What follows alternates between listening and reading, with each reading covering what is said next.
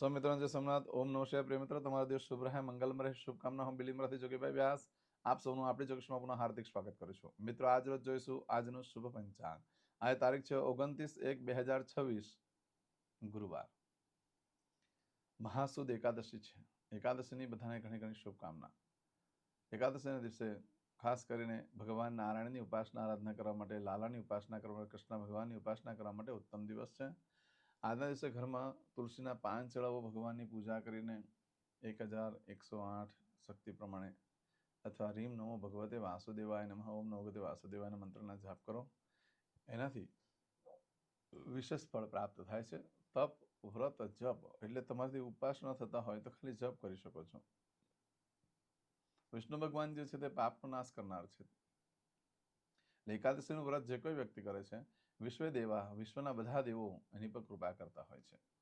એકાદશી વિષ્ણુ ભગવાનની તો છે, પણ વિશ્વ દેવા એટલે બધા જ દેવતાઓની છે। એમ તો વિષ્ણુ ભગવાનની તિથિ 12 ગણાય છે, પણ સર્વદેવોમાં પ્રધાન વિષ્ણુ ભગવાન છે, એટલે દેવતાઓની અંદર બધાની કૃપા જોઈતી હોય તો એકાદશીનું વ્રત કરવું જોઈએ। એનાથી શુભ ફળ પ્રાપ્ત થાય છે, કોઈ પણ પ્રકારના દોષમાંથી મુક્તિ મળતી હોય છે। આજે જોઈશું આજનો શુભ પંચાંગ। આજે જે બાળકનો જન્મ થાય છે એની તિથિ ગણાય છે એકાદશી। એકાદશીનું વ્રત વગેરે આજે જ કરવાનું રહેશે। આ એકાદશી આજે સવારે 1:57 પૂર્ણ થઈ જાય છે, અને ત્યાર પછી જે બાળકનો જન્મ થાય એની 12 તિથિ ગણાશે। આજે જે બાળકનો જન્મ થાય છે એનું નક્ષત્ર ગણાય છે રોહિણી। આ રોહિણી નક્ષત્ર આજે સવારે 7:33 પૂર્ણ થઈ જાય, અને ત્યાર પછી જે બાળકનો જન્મ થાય એનું મૃગશીર્ષ નક્ષત્ર ગણાશે। આજે જે બાળકનો જન્મ થાય છે એનો યોગ ગણાય છે ઐન્દ્ર યોગ। આજે રાત્રે 8:29 પૂર્ણ થઈ જાય, અને ત્યાર પછી જે બાળકનો જન્મ થાય એનો વૈધૃત યોગ ગણાશે। આજે જે બાળકનો જન્મ થાય છે એનું કરણ ગણાય છે વિષ્ટિ। આ વિષ્ટિકરણ આજે બપોરે 1:57 પૂર્ણ થઈ જાય છે। આ બપોરે 1:57 સુધીનો સમય અશુભ ગણાશે। વિષ્ટિ યોગ જ્યાં સુધી ચાલશે કરણ, ત્યાં સુધી અશુભ સમય ગણાશે, એટલે કોઈ કાર્ય કરી શકાય નહીં બપોરે 1:57 સુધી। પરંતુ આજે બપોરે 1:57 પછી જે બાળકનો જન્મ થાય એનું બહુકરણ ગણાશે। આજે જે બાળકનો જન્મ થાય છે એની રાશિ ગણાય છે વૃષભ। વૃષભ રાશિનો અક્ષર આવે છે બ। વૃષભ રાશિનો સ્વામી ભગવાન શુક્ર છે, પણ આ વૃષભ રાશિ આજે સાંજે 6:32 પૂર્ણ થઈ જાય છે, એટલે સાંજે 6:32 પછી જે બાળકનો જન્મ થાય એની મિથુન રાશિ ગણાશે। મિથુન રાશિનો અક્ષર આવે છે કચ્છ ગ। મિથુન રાશિનો સ્વામી બુધ ગણાય છે। મિત્રો, આજે જે રાશિ તિથિ વા નક્ષત્ર યોગમાં તમારો જન્મ છે એ ક્યાંક ને ક્યાંક દૂષિત હોઈ શકે છે। એના કારણે તમારા જીવનમાં ઘણી બધી તમને સંઘર્ષ વગેરે કરવાનું રહેતું હોય છે, માટે આ પૂજા વિધિ કરાવી લેવી જેથી કરીને જીવન સરળ બની જાય। આજે જે કોઈ મારા સબસ્ક્રાઇબ મિત્રમાં ઘર પરિવારમાંથી કોઈ પણ સદસ્યની વર્ષગાંઠ છે, મેરેજ એનિવર્સરી છે, એ બધાને મારી ઘણી ઘણી શુભકામના। તમારા જીવનમાં ખૂબ પ્રગતિ ઉન્નતિ થાય, ભગવાન શંકર તમારી બધી મનોકામના પૂર્ણ કરે, હું સોમનાથ દાદાને પ્રાર્થના કરું છું। મિત્રો, આજના દિવસે બને ત્યાં સુધી ઘરેથી નીકળો છો સવારમાં ઉઠીને આજનું શુકન કરી લેજો, જેથી કરીને આખું વર્ષ તમારું સુંદર વ્યતીત થાય। આજે જે કોઈ મારા સબસ્ક્રાઇબ મિત્ર એ મારા ઘર પરિવારમાંથી કોઈ પણ સદસ્ય કોઈ જગ્યાએ ઇન્ટરવ્યુ આપવા જઈ રહ્યા છે, કોઈ નોકરી ધંધા માટે જઈ રહ્યું છે, આજે કોઈ વિદેશમાં જઈ રહ્યું છે, કોઈ ધર્મક્ષેત્રની જાત્રા માટે જઈ રહ્યું છે, આજના દિવસે કોઈને ઓપરેશન હોઈ શકે, કોઈને ડિલિવરી હોઈ શકે, કોઈને સગાઈ હોઈ શકે, કોઈની છઠ્ઠીની પૂજા હોઈ શકે। આવા કોઈ પણ કાર્ય તમે કરવા જઈ રહ્યા છો તો કાર્યમાં તમને દિવ્ય સફળતા પ્રાપ્ત થાય, હું સોમનાથ દાદાને પ્રાર્થના કરું છું। પરંતુ મિત્રો, આજના દિવસે ઘરેથી નીકળો છો તે પહેલા આપણી જોગેસ્ટો ચેનલ પર જઈ પ્લેલિસ્ટમાં જઈ આજે ગુરુવાર છે એનું શુકન કરીને નીકળો, કારણ કે આજે બપોરે 1:58 સુધીનો સમય અશુભ છે, શુભ નથી। બપોરે 1:58 પછી શુભ ગણાશે, માટે અનિવાર્ય સંજોગોમાં આ સમયગાળા દરમિયાન નીકળવાનું થાય તો આપણું શુકન કરીને જાઓ। આજના દિવસે કોઈ કાર્ય કરવા જવાનું હોય કે એમને ઘરેથી જઈ રહ્યા છો તો આટલું તો ચોક્કસ કરીને નીકળો। ઘરેથી ગુરુ મહારાજને વંદન કરો, કોઈ ગુરુ ન કર્યા હોય તો માતા પિતા પરમ ગુરુ છે, પ્રથમ ગુરુ છે, એને વંદન કરીને નીકળો। માતા પિતાને વંદન કર્યા પછી દેવસ્થાનમાં ભગવાનને પગે લાગીને કહેવાનું કે મારા કાર્યમાં મારી સાથે રહેજો, પછી જુઓ જીવનમાં કેવું પરિવર્તન થાય છે, કોઈ નુકસાન નહીં થવા દે ભગવાન। આજના દિવસે બ્રાહ્મણને ભોજન કરવાનું પણ બહુ જ મહત્વ છે। બ્રાહ્મણને ભોજન કરાવવાથી લક્ષ્મી દેવી ખૂબ પ્રસન્ન થાય છે। આજના દિવસે કોઈ પણ કાર્ય કરવા માંગો છો તેના માટે એક ચોક્કસ શુભ સમય છે, જે જોઈ લઈએ। આજે સવારે 6 થી 7:30 વાગ્યા સુધીનો સમય શુભ રહેશે, તેમજ સવારે 10:30 થી બપોરે 3 વાગ્યા સુધીનો સમય શુભ રહેશે। સાંજે 6 થી રાત્રે 9 વાગ્યા સુધીનો સમય શુભ રહેશે, તેમજ રાત્રે 12 થી આવતીકાલે મળસ્કે 31 સુધીનો સમય શુભ રહેશે। આવતીકાલે મળસ્કે 3 થી સવારે 6 વાગ્યા સુધીનો સમય શુભ રહેશે। આ સમય જે બતાવ્યા એમાં આખા દિવસનો સમય છે, પણ એમાં જો બપોર પછીનો સમય શુભ હોય તો બપોર પછીના સમયોમાંથી લેવાના રહેતા હોય છે। સવારના જે સમય શુભ બતાવ્યા છે તે અનિવાર્ય સંજોગોમાં કામ કરવા જવાના હોય તો જ કરવા જાઓ, કારણ કે આજે બપોરે 1:58 સુધી અશુભ છે. માટે તમે સવારે 10:30 વાગે કોઈ કામ કરવા માટે નીકળો છો તે અશુભ સમયમાં જ નીકળી રહ્યા છો. હા, એવું હોઈ શકે કે ચાલે એમ જ નથી તો પછી આ ટાઈમે કરો. આજે જો તમારી કોઈ વસ્તુ ચોરાઈ જાય છે, ખોવાઈ જાય છે, તો આજે સવારે 7:33 સુધીમાં જો કોઈ વસ્તુ ચોરાઈ જાય, ખોવાઈ જાય છે, તો તેનું શું પરિણામ આવે? કોઈ વસ્તુ ખરીદવાથી, કોઈ વસ્તુ વેચાણ કરવાથી શું પરિણામ આવે? આજે સવારે 7:33 જે સમય છે એમાં કોઈ પણ કાર્યનો આરંભ કરવા માટે યોગ્ય સમય નથી, કારણ કે અશુભ દિવસ છે, અશુભ સમય છે. આ કંઈ ચોરાઈ જાય, ખોવાઈ જાય તો 7 દિવસમાં મળે, બાકી શક્યતા ઓછી છે. પરંતુ મિત્રો આજે સવારે 7:33 આવતીકાલે સવારે 5:30 જો સમય છે, એમાં તમે કોઈ કાર્ય કરો છો કે ખોવાઈ જાય છે, ચોરાઈ જાય છે, તો તેનું શું ફળ મળે તે આપણે જોઈ લઈએ. આ સમય પણ જે છે 7:33 એ પણ બપોરે 1:58 પછી શુભ ગણાશે. એમાં જે તમે કાર્ય કરશો તો ચાલશે, બાકી તે પહેલા કાર્ય ન કરશો. આ સમયગાળા દરમિયાન કોઈ વસ્તુ ખોવાઈ જાય, ચોરાઈ જાય તો 30 દિવસમાં મળે, બાકી શક્યતા ઓછી છે. આ સમયગાળા દરમિયાન કરેલું કોઈ પણ કાર્ય લાંબો સમય સુધી ટકી શકતું નથી. એટલે જે લાંબા સમયના સુખોની વસ્તુની વાત આવે છે તો તે ખરીદી ન કરશો, તેનું વેચાણ પણ ન કરશો, ન કોઈ ઘર ખરીદશો, ન કોઈ પ્રોપર્ટી, ન કોઈ મિલકત, સ્થિર મિલકતની ખરીદી આજે ન કરશો. આજના દિવસે કરેલા લગ્ન પણ લાંબો સમય સુધી ટકતા નથી, અને જેની કુંડલીમાં 2 મેરેજના યોગ હોય એને તો છૂટાછેડા થવાની શક્યતા ખૂબ વધી જાય છે. આજના દિવસે દસ્તાવેજ પર સાઇન કરવા માટે પણ યોગ્ય દિવસ નથી. લાંબા ગાળાનું સુખ છે, માટે ઇન્ટરવ્યૂ વગેરે આપી શકો છો. કોઈ ધર્મક્ષેત્રની યાત્રા પ્રવાસ માટે તમે જઈ શકો છો, પણ કાયમ માટે વિદેશમાં નિવાસ કરવા માટે જવાના હોય તો આજે ન જતા. આજના દિવસે નવા વસ્ત્ર પણ ધારણ ન કરશો, એની પર ડાઘા પડી જશે ઓઇલ વગેરેના, અને કપડાં મોટે ભાગે કાઢી નાખવા પડતા હોય છે, એને રફુ કરાવીને પહેરવા પડતા હોય છે, એવી પરિસ્થિતિ આવી જાય છે. માટે આજે કોઈ પણ રીતે યોગ્ય સમય નથી. આજે કરશો આજનો સંકલ્પ. ચમચીમાં પાણી લઈ લો. અદ્યતન માસનમ માસોત્તમ પરમ પવિત્ર મહામાસે શુભે શુક્લ પક્ષ એકાદશીયામ બૃહસ્પતિવાસરણ વિત્તાયામ. આજે યુટ્યુબ ઉપર તમે જે મારો વિડીયો જોઈ રહ્યા છો, સંકલ્પ પૂરો થાય એટલે આજે એકાદશી છે, એટલે જય શ્રી કૃષ્ણ અથવા ઓમ વિષ્ણવે નમઃ લખીને મને કોમેન્ટ્સ કરજો. ભગવાનને હું તમારા ચોક્કસ પ્રાર્થના કરીશ. હવે દરેક જણા પોતાનું સાચું નામ બોલી દો. તમારું ગોત્ર ખબર હોય તો ગોત્ર બોલી દેવાનું.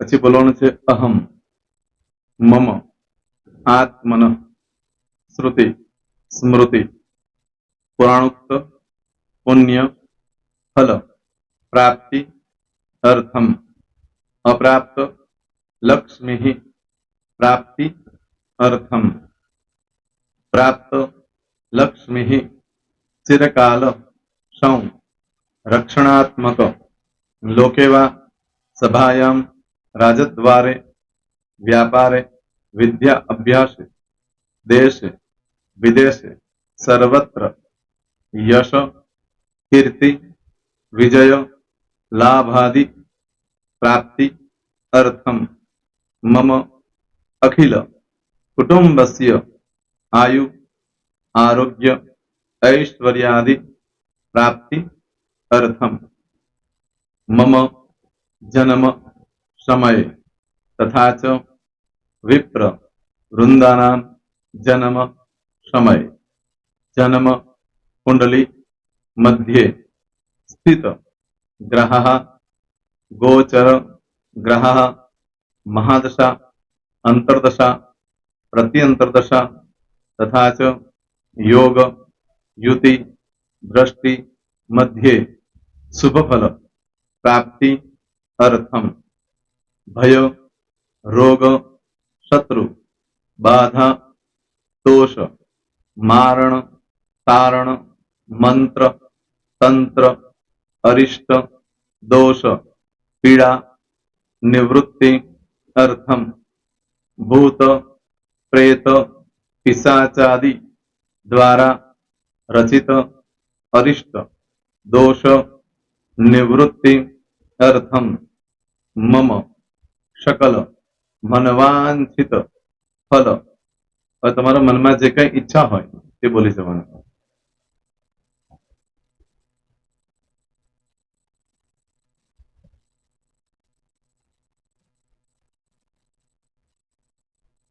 બોલવાનું અનુસારતઃ સકલ મનવાંછિત ફલ પ્રાપ્તિ અર્થમ.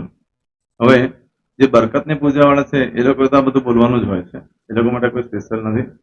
પણ જે લોકોએ હવે જે કહું છું તે લોકોએ જ બોલવાનું, જેના લગ્ન થઈ ગયા હોય એ લોકોએ બોલવાનું છે.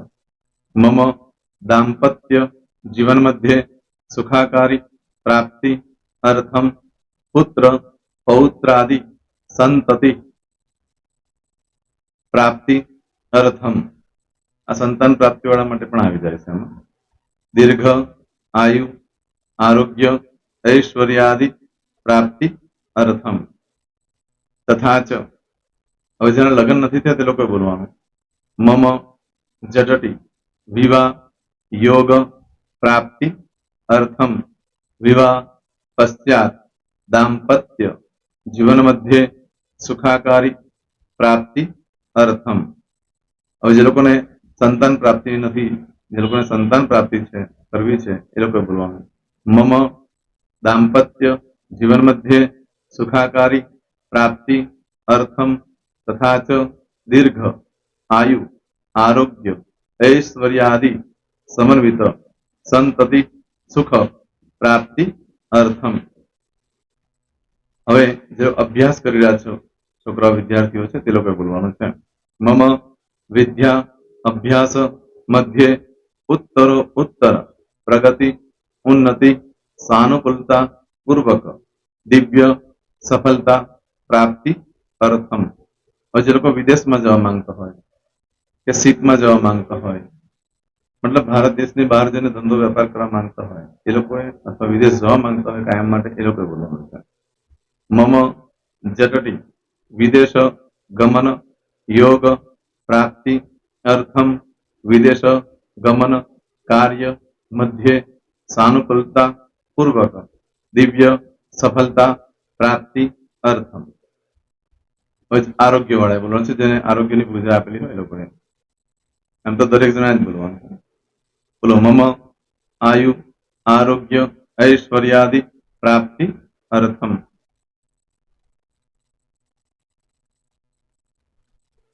હવે દરેક જણા બોલવાનું. સકલ મનવાંછિત ફલ પ્રાપ્તિ અર્થમ અદ્ય દિને પ્રધાન દેવતાનામ નિત્ય દિન અનુસાર્ધ પૂજન અર્ચન કર્મણી અહમ કરીશ્યે. પાણીવાળી થાળીમાં પાણી મૂકી દેવાનું છે. હવે તમારી બધી પૂજા જે મેં આપેલી છે એ પૂજા થઈ જાય, અથવા તો તમે રોજ પૂજા કરતા છો, મારી પાસેથી નથી લઈ ગયા, એ પૂજા થઈ જાય પછી ફરી પાછી ચમચીમાં પાણી લેવાનું. અહીંયા વિડીયોને સ્ટોપ કરી દેવાનું. પૂજા પતે એટલે પાછું આગળનું કરવાનું છે. અહીંયા વિડીયો સ્ટોપ કરી દેવાનો અને પૂજા પતે એટલે બોલવાનું છે. વિષ્ણવે વિષ્ણવે વિષ્ણવે નમો નમઃ વિષ્ણુ સ્મરણા સર્વમ પરિપૂર્ણ અસ્તુ. એતાની ગંધ પુષ્પ ધૂપ દીપ નૈવેદ્ય તાંબૂલ પ્રદક્ષિણા સહિત પ્રણુ મમ સકલ મનવાંછિત ફલ પ્રાપ્તિ અર્થમ પૂજન અર્ચન પ્રિયદાન નમમ. પાણી મૂકી દેવાનું, પાછું પાણી લેવાનું. પૂજન અર્ચન બ્રહ્માર્પણમસ્તુ. નીચે જમીન પર પાણી મૂકો, એમાં આંગળી ઘસી કપાળમાં તિલક કરી દો. કપાળમાં જમીન પર પાણી મૂક્યું છે એમાં. ત્યાર પછી ભગવાનને કહેવાનું કે હે પ્રભુ, આજે પૂજા કરતા કોઈ પણ પ્રકારની ભૂલચૂક થઈ ગઈ હોય તો અમને ક્ષમા કરજો. અમે તમારા બાળક છીએ પ્રભુ, તમારો ખૂબ આભાર માનું છું. આજે મારી પાસે તમારી પૂજા કરાવી, મારી મનોકામના પૂર્ણ કરી. પ્રાર્થના કરી દો. જગ્યા પરથી ઉભા થઈ શ્રીનારાયણ ભગવાનને પાણી ચડાવી દો અને નિત્ય કર્મ જે કરતા હોય તે કરો. જય શ્રી. તમારો દિવસ શુભ રહે, તમે અને તમારો પરિવાર સુખી રહે, સંપન્ન રહે, સુરક્ષિત રહે, એ ભગવાન સોમનાથ દાદાને પ્રાર્થના. તો મિત્રો, તમે મારા વિડીયોને લાઈક ના આપી હોય તો સૌથી પહેલા લાઈક આપી દો, અને ત્યાર પછી જો તમે મારી આ ચેનલ સબસ્ક્રાઇબ ન કરી હોય તો સૌથી પહેલા સબસ્ક્રાઇબ કરી લો, અને બેલ આઇકોન ઓલ પર ક્લિક કરવાનું ભૂલશો નહીં, જેથી કરીને સૌથી પહેલા નવી વિડીયો જે કંઈ મૂકું એ તમને મળે. મિત્રો, કંઈ પણ મૂંઝવણ હોય તો મને આ નંબર પર તમે ફોન કરીને પૂછી શકો છો. મારો મોબાઈલ નંબર છે 9825546459. મિત્રો, કોમેન્ટ્સમાં જય સોમનાથ લખવાનું ભૂલશો નહીં. ફરી પાછા નવા વિડીયો સાથે મળીએ. ત્યાં સુધી સૌને જય સોમનાથ.